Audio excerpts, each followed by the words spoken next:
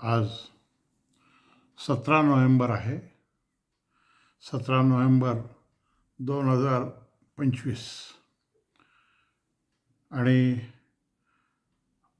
बोले अरुण प्रभुणे या चॅनलमध्ये मी आपल्या सगळ्यांचं स्वागत करतो.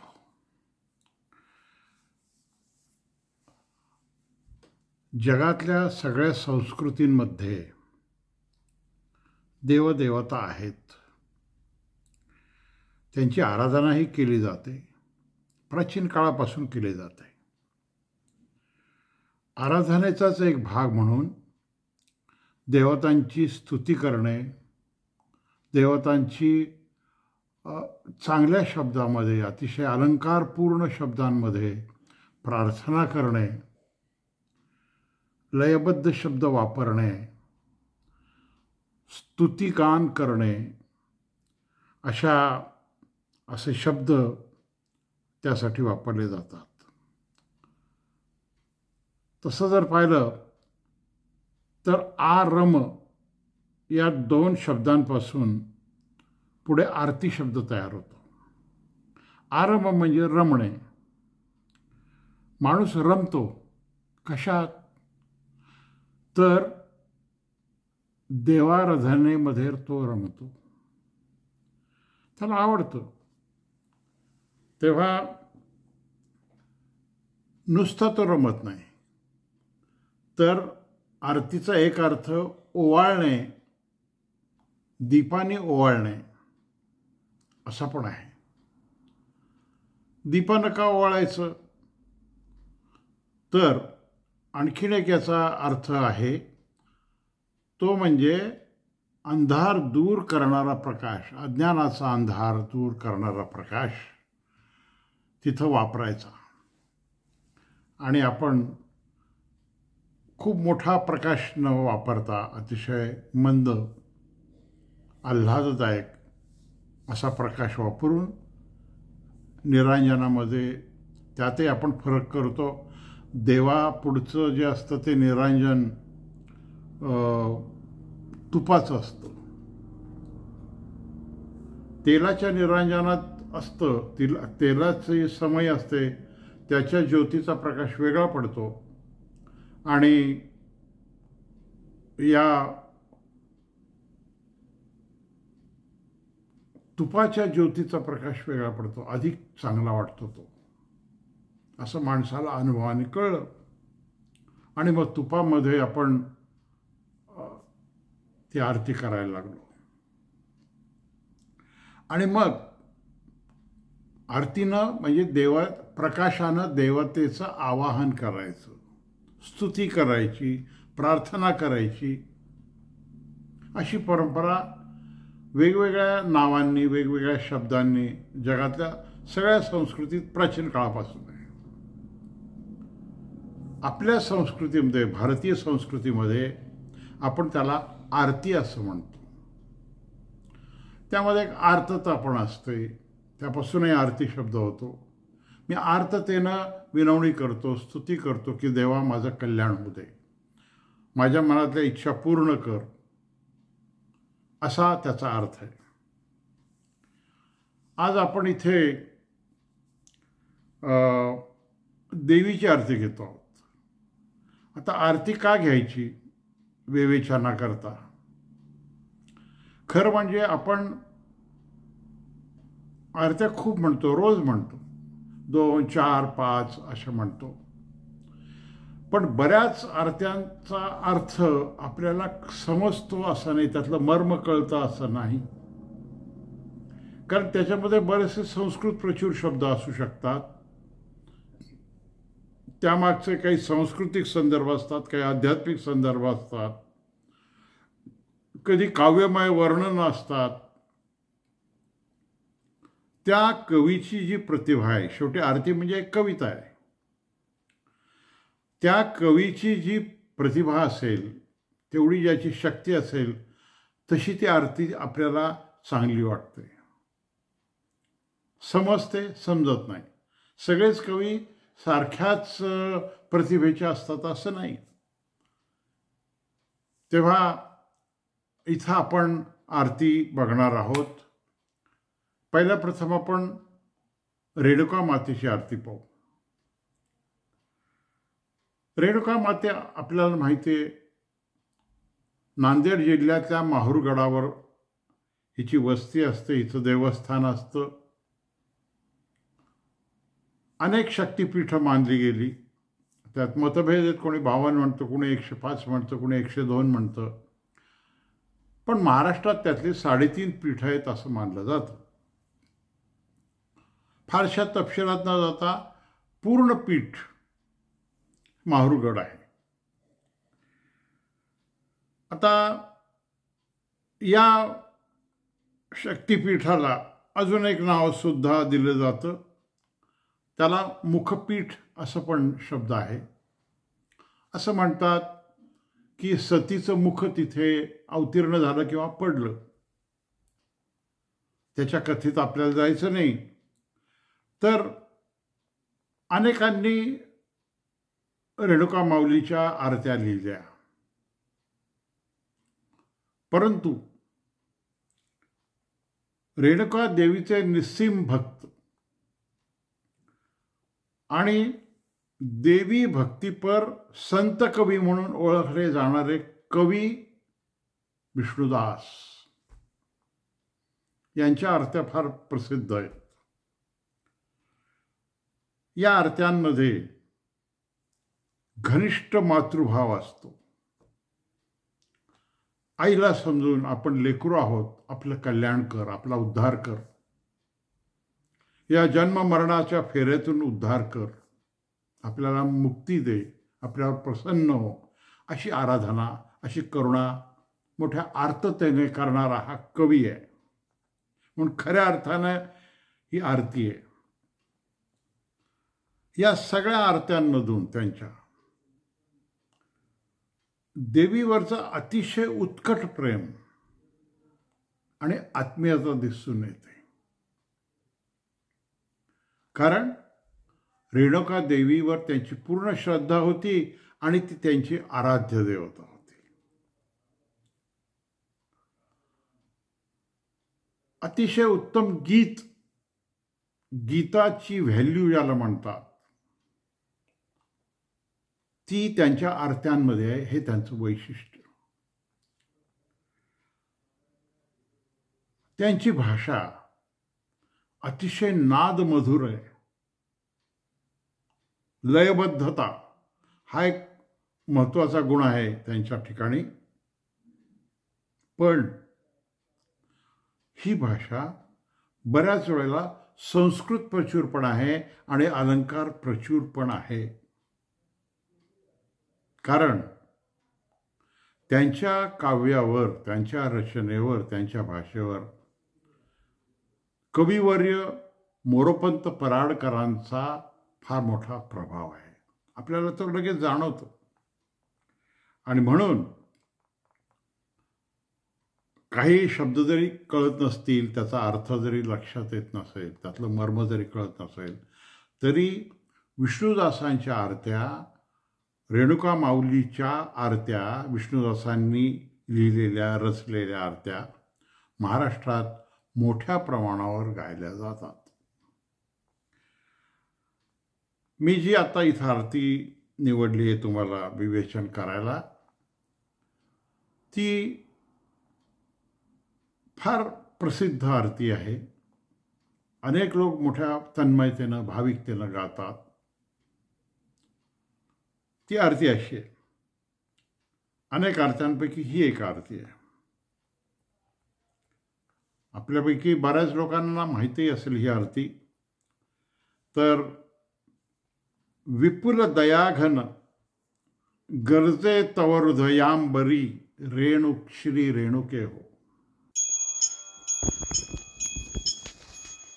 विपुल दया घन गरजे तव हृदयांबरी श्री रेणुके हो. पळभर नर मोराची करुणावाणी ही आयके हो. विपुल दया घन गरजे तव हृदयांबरी श्री रेणुके हो. पळभर नर मोराची करुणावाणी आयके हो. श्रमलिस खेळुनी नाचुनी गोंधळ घालुनी ब्रह्मांगणी हो. निजलिस कशी दीनाची चिंता सोडुनी अंतःकरणी हो. उठलव कर जगदंबे त्रैलोक्याची तू स्वामिनी हो. विधी हरिहर ज्ञानी पूर्ण ज्ञानी तू शहाणी हो. समर्थ परमेश्वरी तू अनंत ब्रह्मांड नायके हो. पळभर नर मोराची करुणावाणी ही आयके हो. शरणागत मी आलो परी बहु चुकलो बोलावया हो. तुझ जननीचे नाते लाजन वाटे लावावया हो. परी तू जननी दीनांची अनाथांची तुझ बहुदया हो. ही श्रुती सत्य सत्य की अनुभव आलो मी पाहवया हो. कळेल तैसे करी परी निज ब्रीद रक्षी मा पालिके हो. पळभर नर मोराची करुणावाणी ही आयके हो. भवगदे पिडलो भारी मजला दुःख हे सोसेना हो. अजुनी अंबे तुझला माझी करुणा का येईना हो. तारी अथवा मारी धरिले चरण मी सोडिना हो. कृपा केल्या वाचुनी विन्मुख परतुनी मी जाईना हो. तुझ विण जगी कोणाचे वद पद प्रार्थावे अंबिके हो. पळभर नर मोराची करुणावाणी ही आयके हो. ऐकुनी करुणावाणी हृदयी सप्रेमे द्रवली हो. प्रसन्न मुख जगदंबा अंबा प्रसन्न जाहली हो. अजरामर वर द्याया प्रगटुनी पुढे उभी राहिली हो. भक्तांकित अभिमानी विष्णुदासाची माऊली हो. जी निज इच्छा मात्रे सूत्रे हालवी कौतुके हो. पळभर नर मोराची करुणावाणी ही आयके हो. विपुल दया घन गरजे तव हृदयांबरी श्री रेणुके हो. पळभर नर मोराची करुणावाणी ही आयके हो.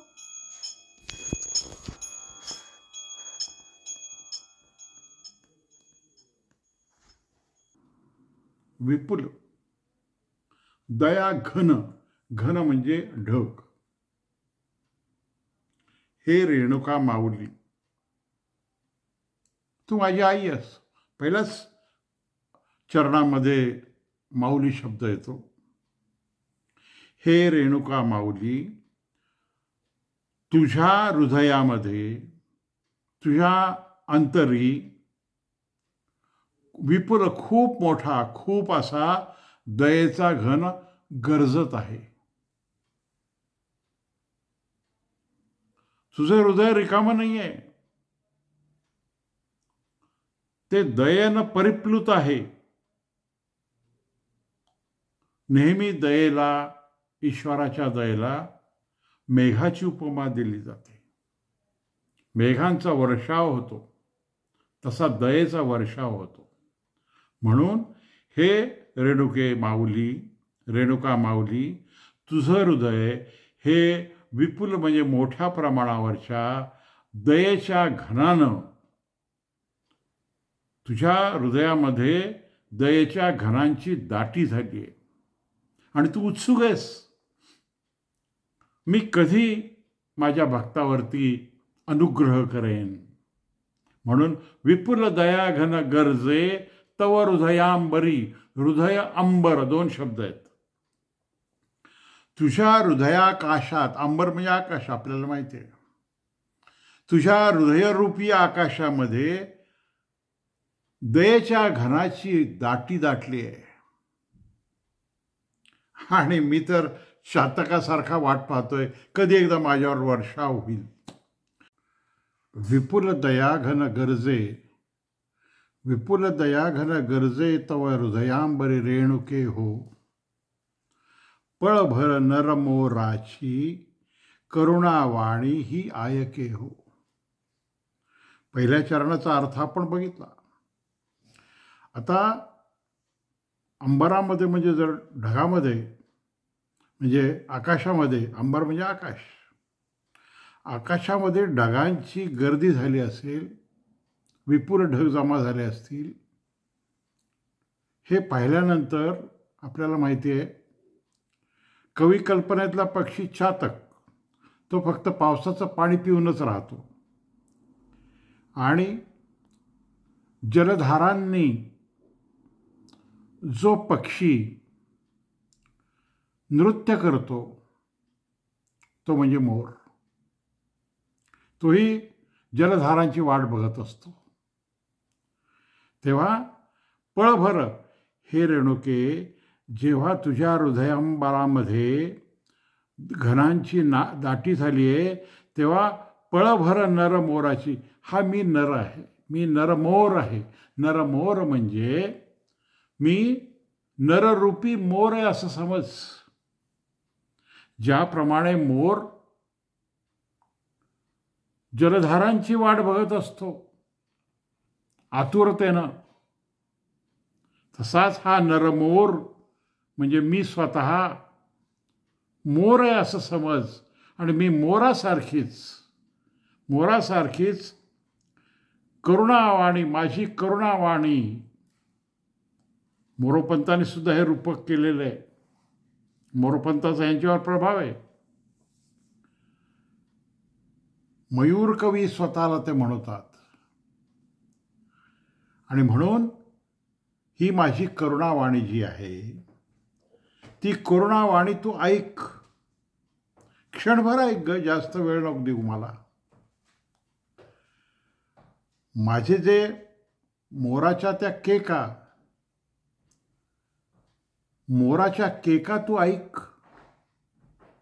केका ऐक म्हणजे काय, मी जो आर्ततेनं आवाज करतो आहे, तुला बोलवतो आहे, ते तू ऐक.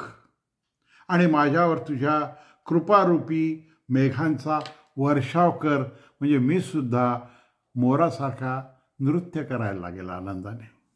आणि मग श्रमरस खेळूने नाचूने गोंधळ घालूने ब्रह्मांगणी हो. ब्रह्मांडाचं अंगण. देवीचं नर्तन म्हणजे काय, ते नाचते असं नाही आहे, ती लीला करते, अनंत लीला करते. तर तू श्रमले असशील, दमले असशील, अखंड ब्रह्मांडामध्ये लीला करून तू दमले असशील, मला कल्पना आहे. वेगवेगळ्या कल्पना केल्यात कवीनं. मला हेही माहिती आहे की तुझं हृदय पूर्ण मेघांनी दाटलेलं आहे, हृदयांबर दाटलेलं आहे दयेच्या मेघानं. परंतु मला माहिती आहे अगं कदाचित तुला वेळ नसेल, खूप काम आहेत, किंवा दुसरी कल्पना केली आहे की ह्या हृदयांबरी तुझे अंगण आहे, ब्रह्मांडाचं अंगण, ते अंगण लीला मात्र तू दमली आहेस. श्रमरिस खेळूने नाचूने गोंधळ घालून ब्रह्मांगणी हो.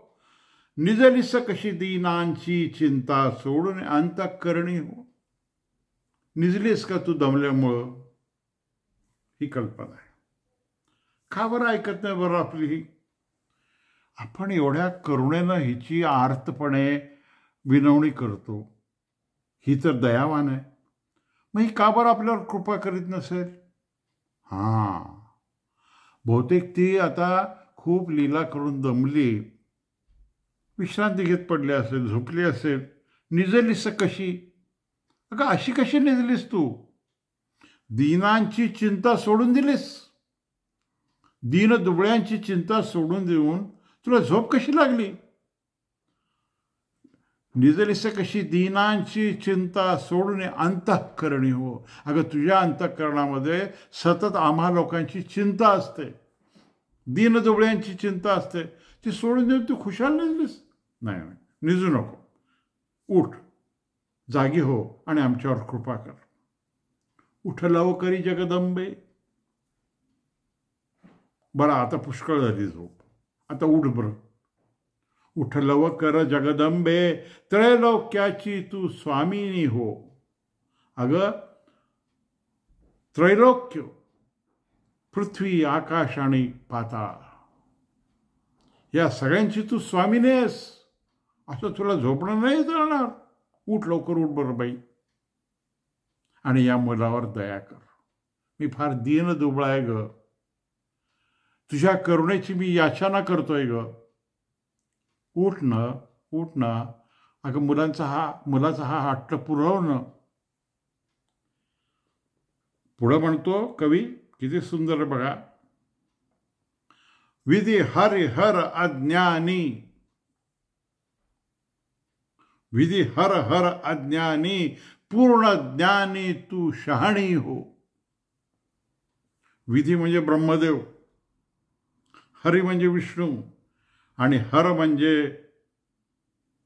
महादेव, शिव.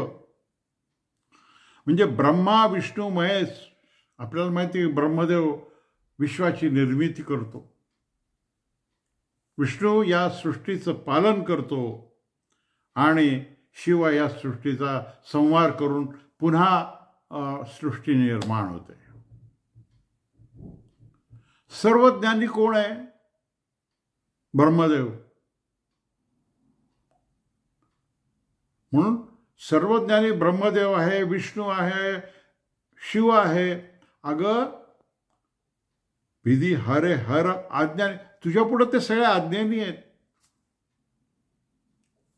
तू इतकी ज्ञानी आहेस, पूर्ण ज्ञानी तू शहाणी हो. तू शहाणी आहेस, ज्ञानी आहेस. विधी हरी हर अज्ञानी वाटतात तुझ्या पुढे, आणि शरणागत मी आलो. हे आई, मी तुला शरण आलो. परी बहु चुकलो बोलाया हो. आका मी शरण आलो, मला कळलं तू का नाही येत ते. माझी एक चूक झाली. काय चूक झाली? कवीची कल्पना बघा कशी. कवी म्हणतो, शरणागत मी आलो, परी बहु चुकलो बोलाया हो. तुझ जननीचे नाते लाजन वाटे लावाया हो. अरे अरे, तू एवढी ब्रह्मा विष्णू महेश सुद्धा अज्ञानी आहेत, इतकी तू ज्ञानी, एवढी श्रेष्ठ माऊली. तुला मी माऊली म्हणतो त्या देवीला. माझी काय लायकी? या कश्चित मी मानव प्राणी. काय किंमत आहे मला या विश्वाच्या पसाऱ्यात? क्षुद्राती क्षुद्र मानव प्राणी.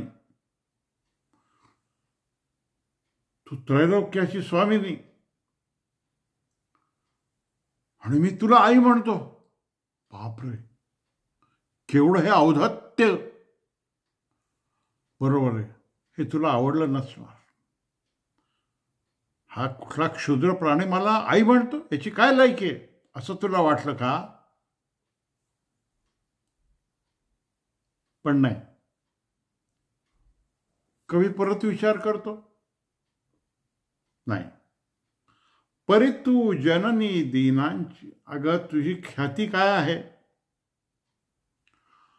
तू दीन दुबळ्यांची जननी असं सगळं जग म्हणतो. मी नाही म्हणत, माझ्यावर रागवू नको.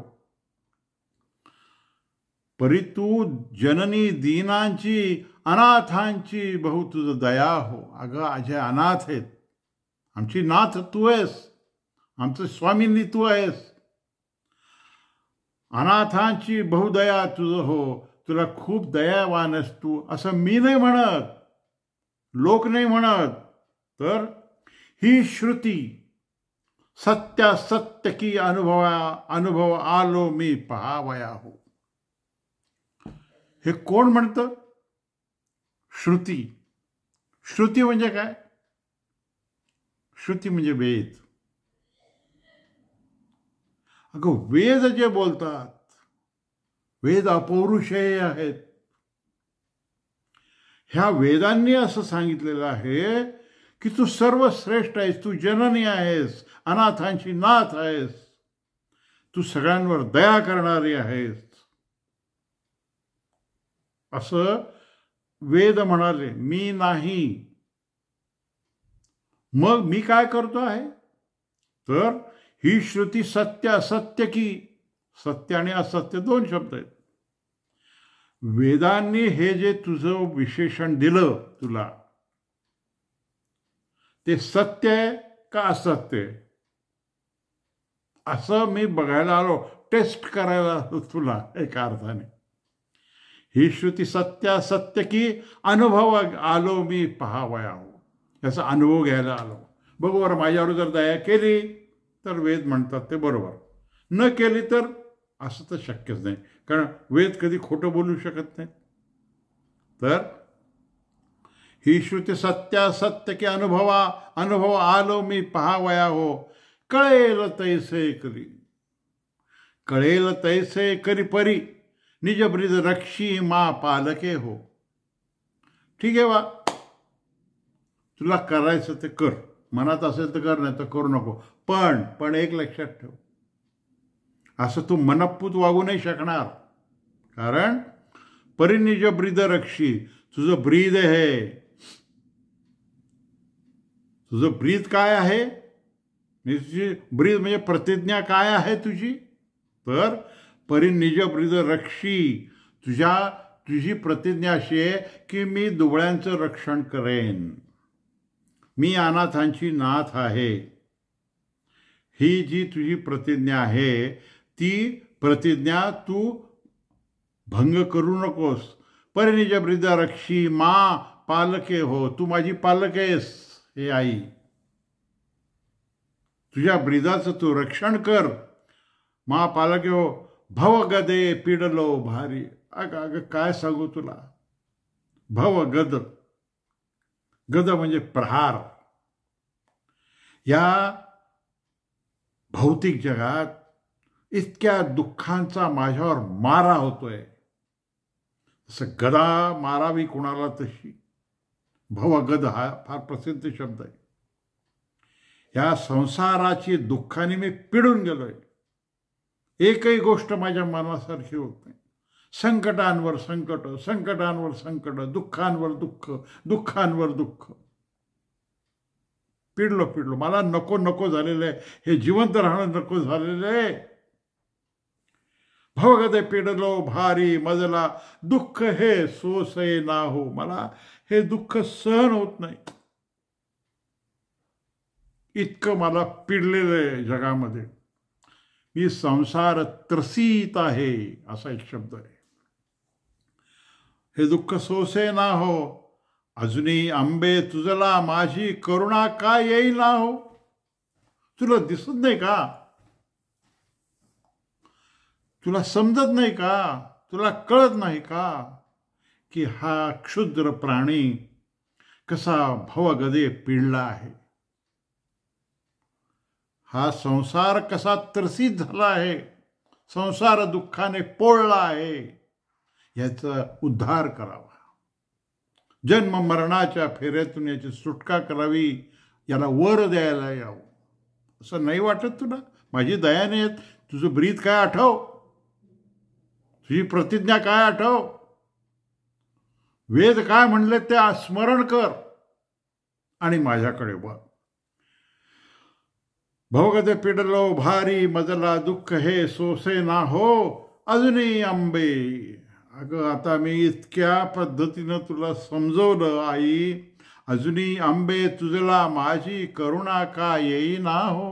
अगं काय येते तुला करुणा, किती प्रकारे समजावं तुला, मला नको नको झालं. संसाराचं दुःख सहन होत नाही ग. ये ना, माझ्यावर कृपा कर ना, असं मोठ्या आर्ततेनं म्हणतोय कवी.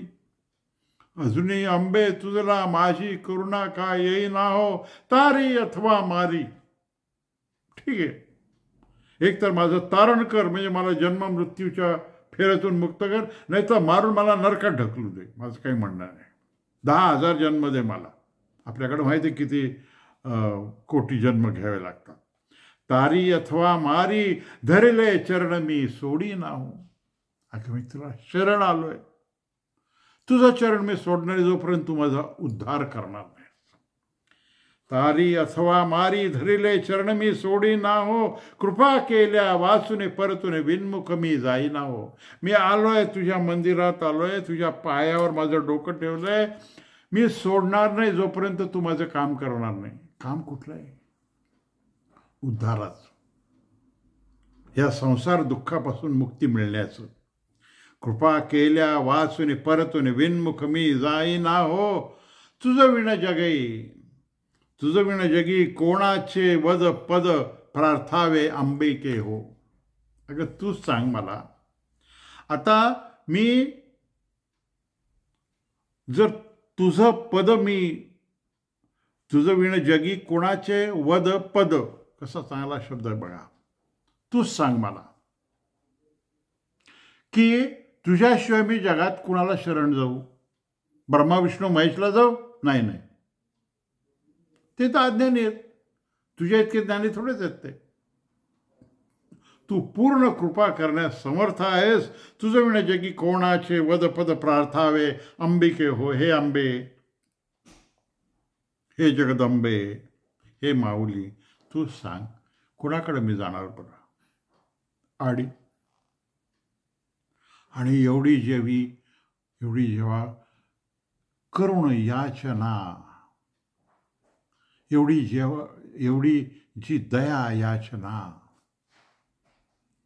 हे जे करुण रसाने ओथंबलेले शब्द त्या दयाद्र माऊलीनं ऐकले. काय झालं मग? ऐकून करुणा वाणी. बघा, शेवटी भक्तीचा विजय होतो, भक्ताचा विजय होतो. जिचं हृदय दया मेघांनी भरलेलं आहे, व्याप्त आहे, त्या अजून कृपेचा वर्षाव झाल्याशिवाय काय राहणार आहे? आपण म्हणतो आभाळ खूप भरून आलंय, ढग खूप भरून आले, केव्हाही पडेल बरं पाऊस, कारण इतकी मेघांची दाटी झाली. तसं ह्या माऊलीच्या हृदयामध्ये दया मेघ असे दाटलेले आहेत, ते असे वर्षाव करायला उत्सुक आहेत. आणि मग हा जेव्हा भक्त एवढा लीनतेनं, एवढ्या तल्लीनतेनं शरण जातो, वेगवेगळ्या प्रकारच्या युक्तिवाद करून विनवण्या करतो, तेव्हा मग ती दयानिधी माऊली का बरं दरवणार नाही? आणि मग ऐकून करुणा वाणी हृदयी सप्रेमे द्रवली हो. आणि मग ती द्रवली, सप्रेमे जावली, प्रेमाने. कसं? नुसती नाही द्रवली ती, सप्रेमे. बघा एक एक शब्द किती विचारपूर्वक वापरला आहे. प्रेमपूर्ण दया केली तिने. दया करा हा भिकारी आहे, गरीब आहे, याला काय करा असं नाही आहे. तिला प्रेम वाटलं, मुलाबद्दल जसं आईला वाटतं. आई मारते आधी, पण पुन्हा प्रेमानं लाडानं मुलाला जवळ घेते. ती दयाने करीत कधी, ती सप्रेमे द्रवते. हा शब्द आहे. प्रसन्न मुखा जगदंबा. आणि कवीला असा भास होतो, आता ही माऊली आपल्या समोर उभी राहिली आहे, आपल्याला आशीर्वाद द्यायला उभी राहिली आहे. म्हणून मग प्रसन्न मुख जगदंबा अंबा प्रसन्न जाहली हो. शब्दांची पुनरुक्ती बघा. हे जे नादमाधुर्य म्हणतो मी, येते हेच. प्रसन्न मुख जगदंबा अंबा प्रसन्न जाहली हो. ती प्रसन्न झाली. अरे वा वा वा, माझा भक्त किती प्रेमाने मला जवळ घ्यायला पाहिजे, ह्याला आपल्याकडं आलेलं आहे. अजरामरवर द्याया प्रकटुनी उभी, पुढे उभी राहिली हो. अजरामरवर, बघा, अजरामर होण्याचा वर नाही आहे म्हणत कवी, त्याला अजरामर व्हायचंच नाही आहे, त्याला मुक्ती पाहिजे.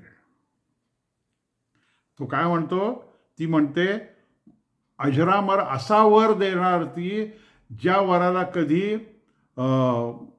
जरा म्हणजे म्हातार पण नाही, वृद्ध पण नाही, आणि जो वर कधी नष्ट होत नाही, मरतही नाही. अजरा, अजरा म्हणजे म्हातारा न होणारा, आणि अमरा म्हणजे न मरणारा, असा जो अमोघ वर म्हणतात त्याला. अमोघ वर देण्याकरता ती प्रकट झाली आणि साक्षात माझ्यासमोर माझी रेणुका माऊली उभी राहिली. कशी, तिचं पुन्हा बघा वर्णन कसं, भक्तांकित अभिमानी, जे भक्त अंकित आहेत तिचे, जे भक्त तिचे दास आहेत, भक्तांकित अभिमानी, जिला भक्तांकित, जे खरे तिचे अंकित आहेत, म्हणजे गुलाम आहेत, तिचे दास आहेत, भक्तीनं झालेले, प्रेमानं झालेले दास आहेत, त्या भक्तांकित अभिमानी, त्या भक्तांचा जिला अभिमान आहे, असे भक्त जे तिच्यावर प्रेम करतात, त्यांचा अभिमान असणारी ही माऊली विष्णुदासाची माऊली हो. ही विष्णुदासाची माऊली भक्तांकित अभिमानी आहे, भक्तांचा अभिमान पाळणारी आहे, बाळगणारी आहे.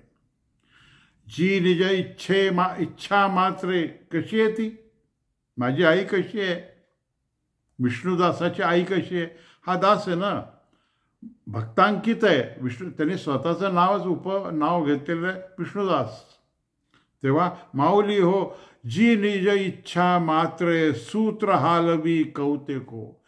आपण सगळे कळसूत्री बाहुल्या असं म्हणतो. या सगळ्या विश्वाचं, या त्रिखंडाचं सूत्र जी हलवते, सूत्र हलवणारी ही जननी आहे, ती माझ्यासमोर उभी राहिली स्वतःच्या इच्छेप्रमाणे. तिला जसं वाटेल तसं ती आमच्या आयुष्याला आकार देते, या सृष्टीला आकार देते. पर्वत असतील तिथे समुद्र होतात, समुद्र असतील तिथं पर्वत असतात, वाळवंट असेल तिथं हिरवळ येते, हिरवळ असेल तिथं वाळवंट होतं. एवढं जिची ताकद आहे, तिच्या इच्छेप्रमाणे चालतं. तर सूत्र हालवी कौतुके हो, कौतुकाने मोठ्या लीला येणं, कौतुक म्हणजे लीला येणं सहजपणे. कौतुक म्हणजे कौतुक करणं या अर्थानं नाही हा शब्द. तेव्हा लीला मात्रे, आपल्या सहजपणे त्रिखंडाची सूत्र हलवणारी ही माझी विष्णुदासाची माऊली, जी भक्तांकित अभिमानी आहे, ती अजरामरवर द्यायला माझ्यापुढे प्रकट होऊन उभी राहिली आणि मला आनंदाच्या अश्रूंचा पूर लोटला. हे माऊली, तू माझ्यावर कृपा केलीस, माझ्या इतका भाग्यवान कोण. माऊली, माझ्या अपराध पोटात घाल आणि माझ्यावर तुझी कृपा दृष्टी असू दे. मी तुझा भक्तांकित आहे.